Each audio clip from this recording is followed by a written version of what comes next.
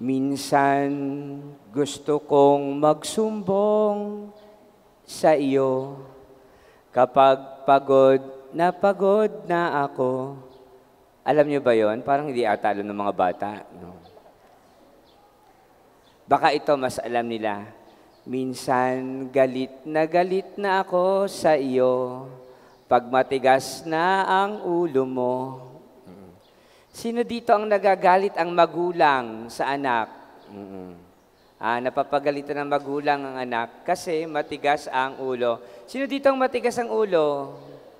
Ayan, ako po, napakarami nagtataas ng kamay. Napapagalitan ng magulang at saka matigas ang ulo. Sino dito ang mabait na bata? Baka walang nagtaas ng kamay,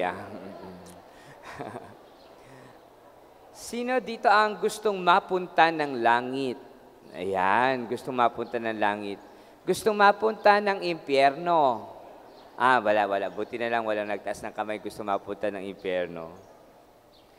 Minsan gusto kong tumawag sa'yo para lang marinig ko ang boses mo. Tumatawag, tinatawag ka siguro, baka hindi mo naririnig. Kasi nahawak mo yung cellphone mo. Tumatawag yung magulang mo, hindi mo naririnig kasi nagbibingi-bingihan ka. Tumatawag yung nanay mo kasi may utos sa'yo, pero hindi mo naririnig kasi ayaw mong sundin yung mga utos niya. Tunay nga, napakahalaga na ang mga batang ito'y tatanggap ng kanilang First Communion. Tatanggapin nila si Kristo, ang katawan ni Kristo. At tunay na mahalaga rin ang papel na ginagampanan ng mga magulang para gabayan sila sa buhay pananampalataya. Sa loob ng tahanan, sama-samang magdarasal ang pamilya sa pangunguna ng magulang. Bago kumain, pagkatapos kumain, pagkagising, bago matulog, lahat na yon dapat mayroong panalangin. At syempre, ang magulang din ang responsable para ang mga bata ay dalhin sa simbahan para magsimba. Sapagkat sila'y tumanggap na ng kanilang First Communion, pwede na silang mag-communion ngayon kapag sila ay magsisimba. At mawawala iyon, makakalimutan yon, mapuputol yon kung hindi sila magsisimba. At yon ay dahil sa paggabay rin ng kanilang mga magulang. Kaya una at higit sa lahat, pinapalalahanan ng mga magulang na sana dalhin ang mga bata sa simbahan para sila ay makapagsimba.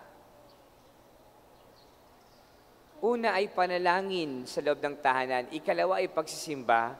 Ikatlo ay pagpapakita ng kabutihan. Tayo bilang mga nakakatanda, lagi magpapakita ng kabutihan sa mga bata. Iwasan muna natin yung makipag-away.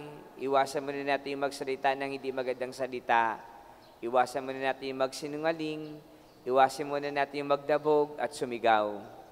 Sapagkat tayo ang mabubuting ehemplo, halimbawa sa mga bata sa gawa ng kabutihan at kabanalan. Ipinapakilala natin sila sa Diyos, inilalapit natin sila sa Diyos, at tatanggapin nila ngayon ang Panginoon sa anyo ng tinapay.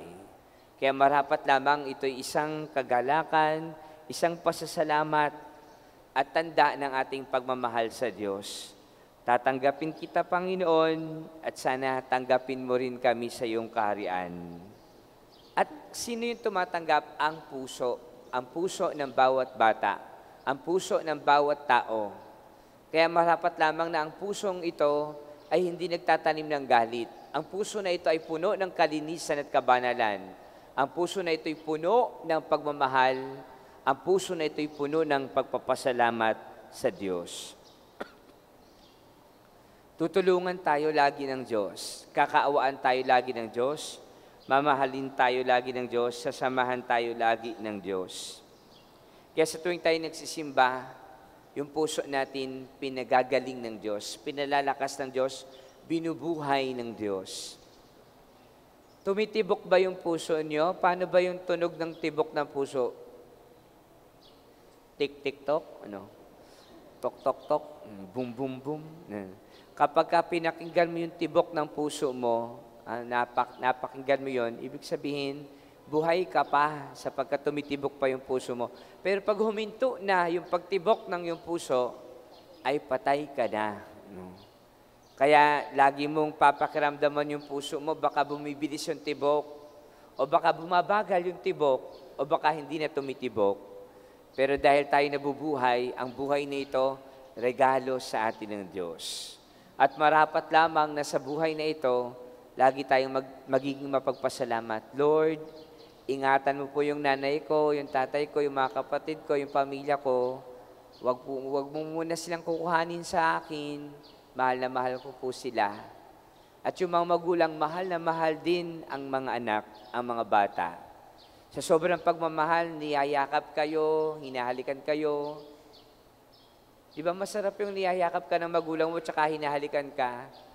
Hindi yung, bakit ka mahal ng nanay mo? Kasi binibigyan ako ng baon, meron akong cellphone, meron akong sapatos. Pero sana ang marinig kasi niyayakap ako, hinahalikan ako, at sinasabi sa akin, I love you, anak.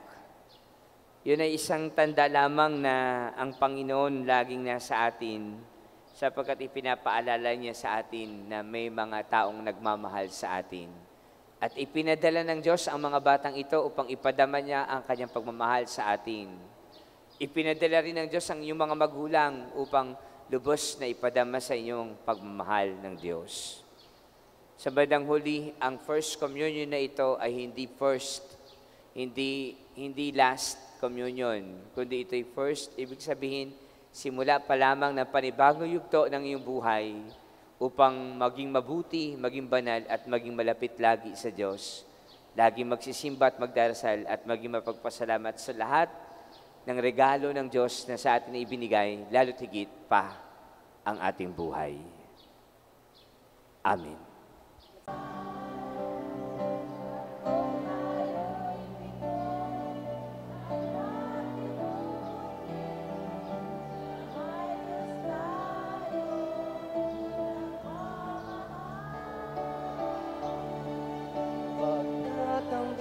Natin, Diyos ng pag-ibig, magmahalan tayo't magtulungan. At kung tayo'y bigo, ay huwag limutin na may Diyos tayong nagmamahal.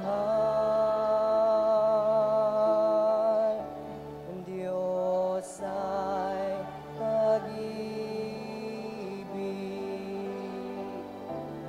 Diyos ay pag-ibig.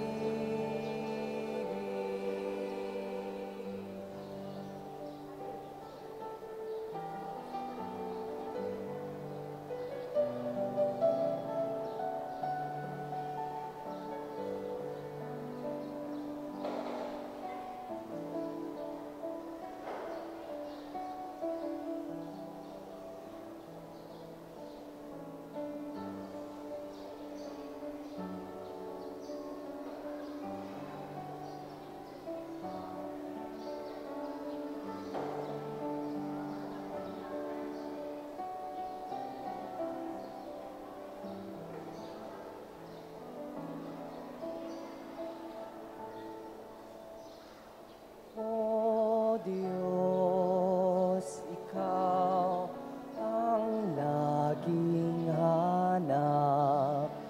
Loob ko'y Ikaw ang tanging hangat. Nauuhaw akong parang tikang na lupa sa